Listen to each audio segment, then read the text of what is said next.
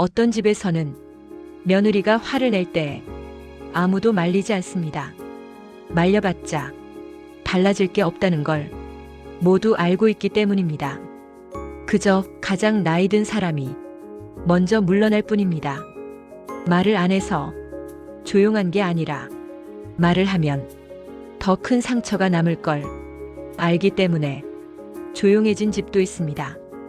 오늘 이야기는 그렇게 아무 말도 하지 않았고 그래서 가장 많은 걸 혼자 삼켜야 했던 한 집안의 이야기입니다. 잠시 이 이야기를 자기 일처럼 떠올리며 들어보셔도 좋겠습니다. 그 집의 며느리는 친정에 참 잘하는 사람이었습니다. 어머니가 아프다고 하면 병원 날짜를 먼저 챙겼고 아버지가 힘들다고 하면 주말을 미뤘습니다.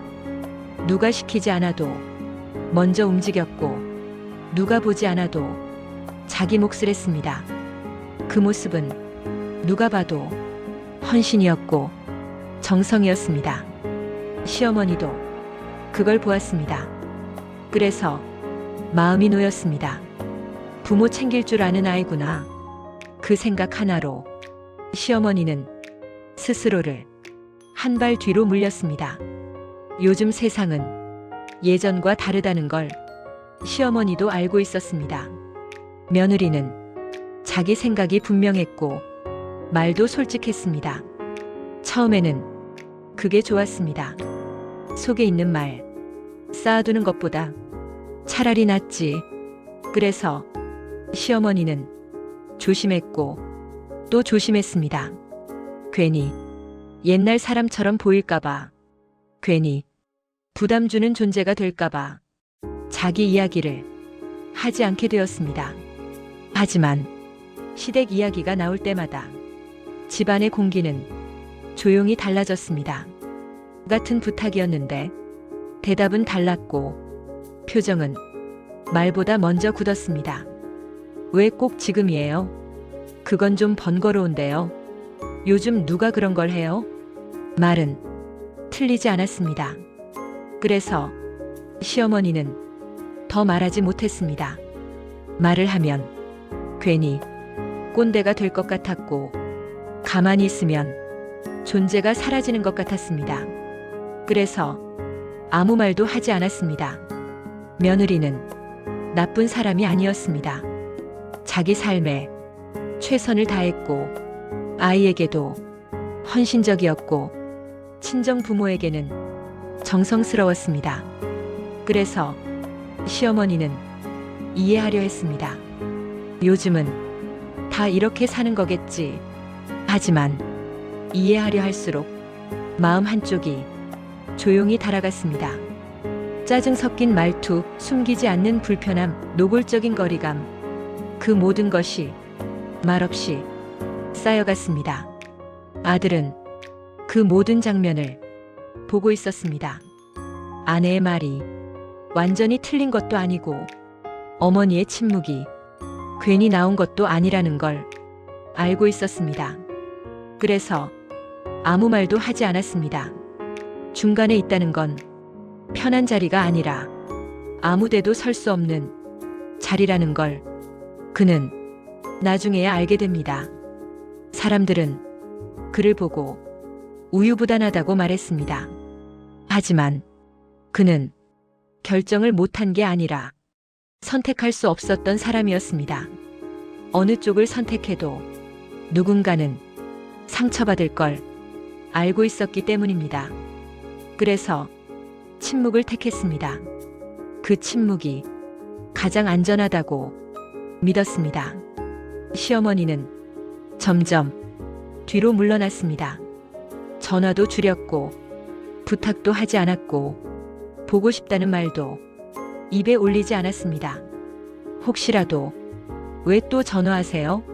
라는 말을 들을까봐 미리 마음을 접었습니다. 사람은 말을 안 하면 강해지는 게 아니라 혼자서만 늙어갑니다. 시어머니는 그렇게 조용히 늙어갔습니다. 잠시 이 이야기를 멈추고 한번 생각해 보셔도 좋겠습니다. 혹시 우리 집에도 이렇게 말이 줄어든 사람이 있지는 않은지 말입니다. 며느리는 그 변화를 느끼지 못했습니다. 아니, 느끼지 않으려 했는지도 모릅니다. 자기 나름대로 할 만큼 하고 있다고 생각했기 때문입니다. 그 생각은 완전히 틀린 것도 아니었습니다. 그래서 더 엇갈렸습니다. 결정적인 날이 있었습니다.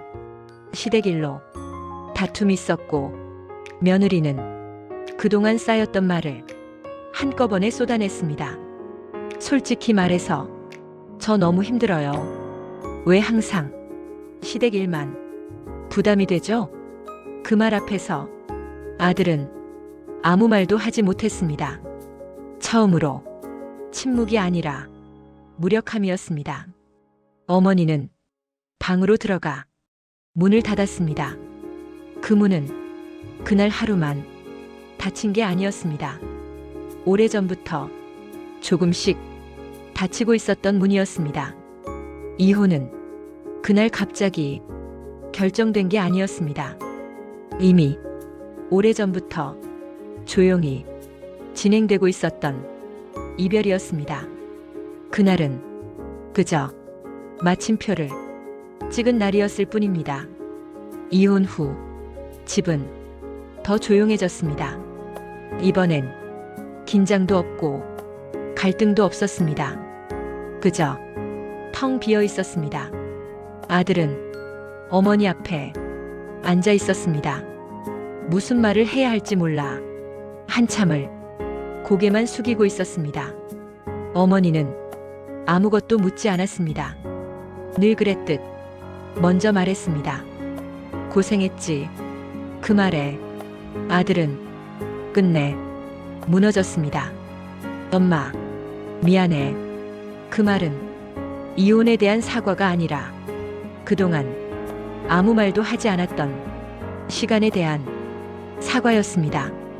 어머니는 아들의 손을 잡으며 이렇게 말했습니다. 이제 알았으면 됐다. 엄마는 괜찮다. 괜찮아서가 아니라 끝까지 아들이 먼저였기 때문에 나온 말이었습니다. 어떤 집에서는 참는 사람이 끝까지 참다가 모든 게 끝난 뒤에야 사과를 받습니다. 그 사과는 모든 걸 되돌릴 수는 없지만 남은 관계를 지켜주기도 합니다. 혹시 지금 집안에서 가장 말이 없는 사람이 있다면 그 사람은 가장 약한 사람이 아니라 가장 오래 버텨온 사람일지도 모릅니다.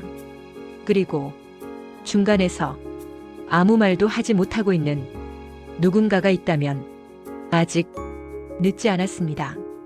침묵은 항상 평화를 남기지는 않으니까요.